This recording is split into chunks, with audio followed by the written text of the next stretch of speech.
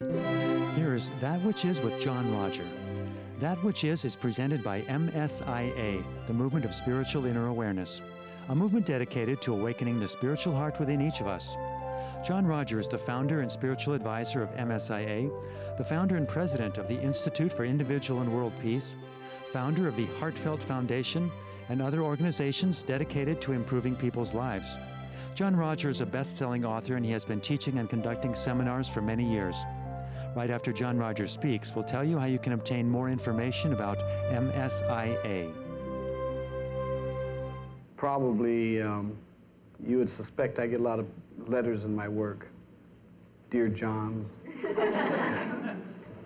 And a lot of those are very, very fun to receive. And others are very torturing to receive because they'll say, you said, or I read that you said, and I have said and written so much that I would like those people to say, on such and such a discourse or book, on such and such a page, paragraph such, line 5 to 6, that's the part I want to argue about. So I got one of these about a person saying, I promised them all these things that I talked about that take place in the spirit world. Well, if that's true, I lied. Because I don't promise anything. I just tell people, these are my experiences. This happened to me.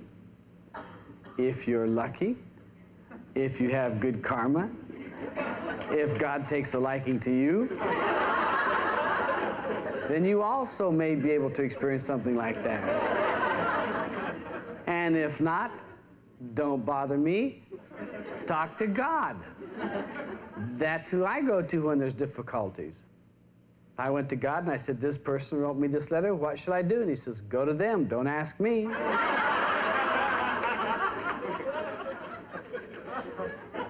Now, the flesh is willing and the spirit's more willing, but it's not all that time intelligent, because I have to then start with the first thing I wrote and start reading it to see where I promised them that I would do what they think I promised. And I must have been 3 weeks, because it's not just a simple thing called speed, you know, Evelyn Wood's speed read through the paper and find out where it is, because my stuff is much more subtle than that. You have to look through and say, what does that word really mean to anybody who doesn't know what it means? Like the. And it can be very profound that those words spoken differently say different things. People, when I would talk similar like this in meetings, they'd say, that's just a nonsense story. Give me an example. I'd say, well, it's very simple. One called, in 3 words, let's eat Sam. And they'd say, so what's so big about that? I said, well, let's eat Sam. They go, I don't get it. I say, put punctuation in. Let's eat Sam. They go, oh, that's really funny. And then I'm sorry that I brought it up, because now I'm explaining something to them that they didn't even know about, that they didn't even want to know about it. So whenever I go through information to find out what a person's asking, I find that I give them the wrong answer to the wrong information, and that's not what they're writing about. But now, since I brought that up, then they want to nail me with that one also. I think one of the biggest things that I get accused of is being inconsistent. Well, it's true. If the wind only blows from north to south, that's what I'll talk about. But when it shifts, and I start talking about wind from north to south, it's now going east to west, it feels peculiar. It looks peculiar. It sounds peculiar. Rather than do that, I become shiftless. I switch and talk about east to west wind. People then say, but you said, and I said, right, and now I'm saying something else. Then I get the big one. And which one is it? And my answer is, go out in the wind and find out. And whichever one it is for you, that's fine with me. I'm not going to argue with you because I know if you don't like it, the wind will shift shortly.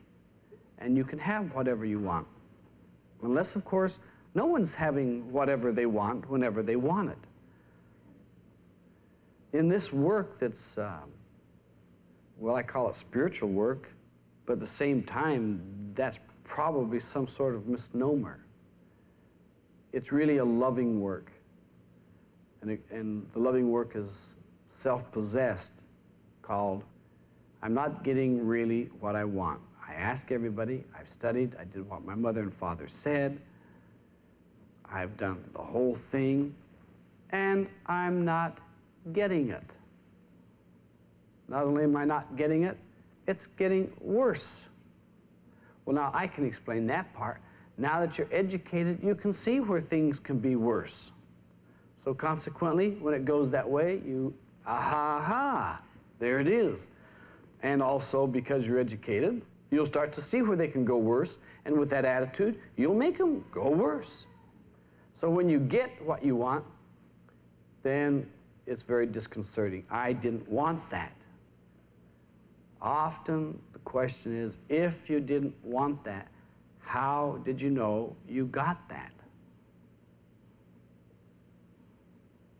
They often have that funny pause called, you're an idiot.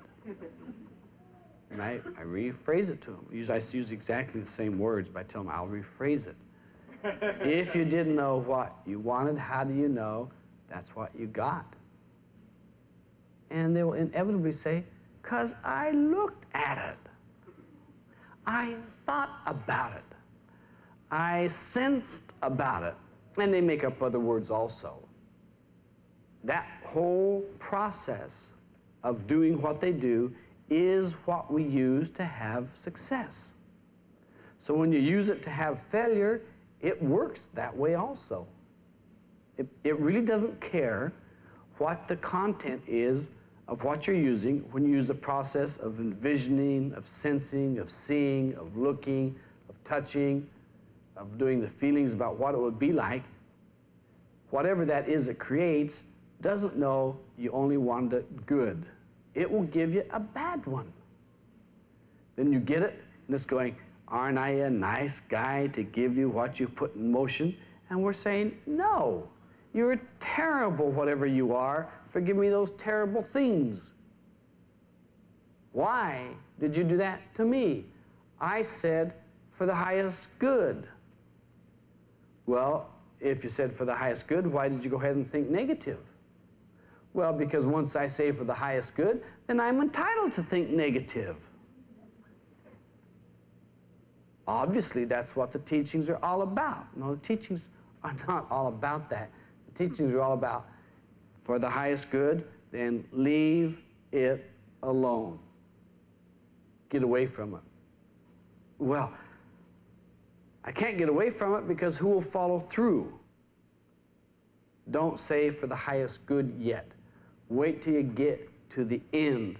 And then it's, if this be for my highest good, I would like to have it. And if not, I don't want it. They never hear that part saying, and I don't want it. They say, and this will be for the highest good because I want it. Then it doesn't happen that way. People come to me then, and they say, you taught me this thing that doesn't work. I'm saying, it didn't work? They say, well, no, it worked, but it worked wrong. And I take heart in that. I mean, can you imagine saying, God, talk to me. Tell me about the Sermon on the Mount. And he goes, no. You say, come back and you say, God wouldn't talk to me about the Sermon on the Mount. Really, what did he say? He said no. He said no. He hasn't talked to anybody in centuries. And you heard no? Be blessed. Feel wonderful. Be ecstatic. Like, big deal. I mean, I want to know about the Sermon